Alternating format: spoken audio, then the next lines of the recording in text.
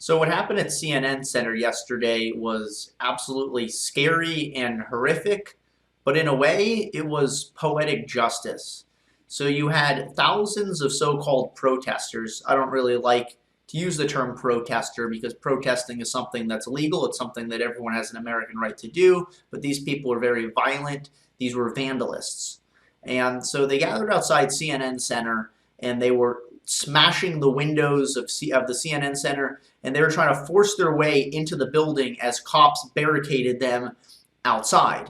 And the irony behind this is it wasn't too long ago that CNN was defending these so-called violent protests. They had put up a tweet of what Donald Trump had said, and he had referred to them as thugs, and CNN didn't like that terminology. And it wasn't a short time later that you had thousands of people outside CNN Center trying to force their way in. And Chris Cuomo and whoever the other gentleman was that was reporting was saying that he was scared, that he needed to go home to his family, that he was in fear of his life, and that no story is worth dying over, as they literally cut the clip.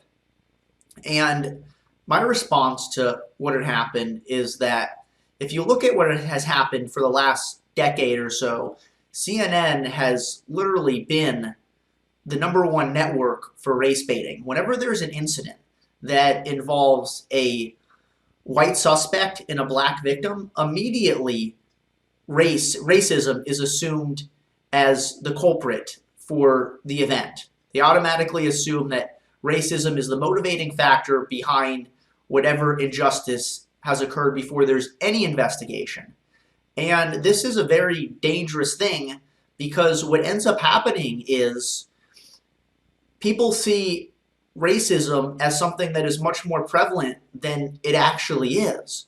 So you have an entire community of black people that feel that there's systemic and institutionalized racism, none of which exists, and they get upset and they lash out. And that's what we're seeing right now in these protests. You have people that are so upset that they feel like no one is listening to them, that their thoughts are not heard, that they're being oppressed by institutions, by the government, that police brutality is just running rampant against people of their ethnicity, that they feel the need to fight back.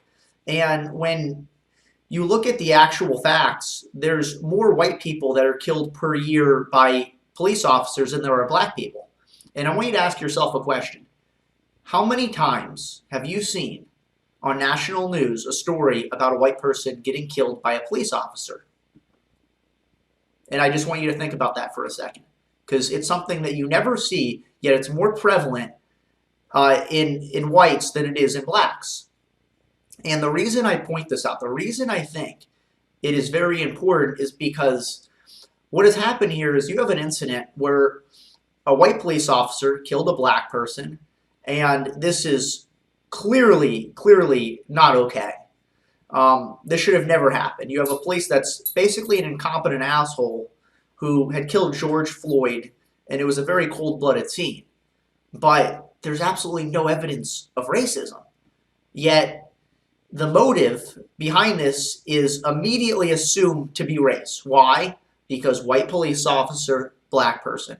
So what ends up happening is you have people fighting against racism. We're dividing the country. We're dividing the country based on race because we think we're telling black people that there is a war, that white people are out to get them, when there is very little evidence that that is actually the case. Because you have a lot of white people that are also have had unjust police force used against them as well.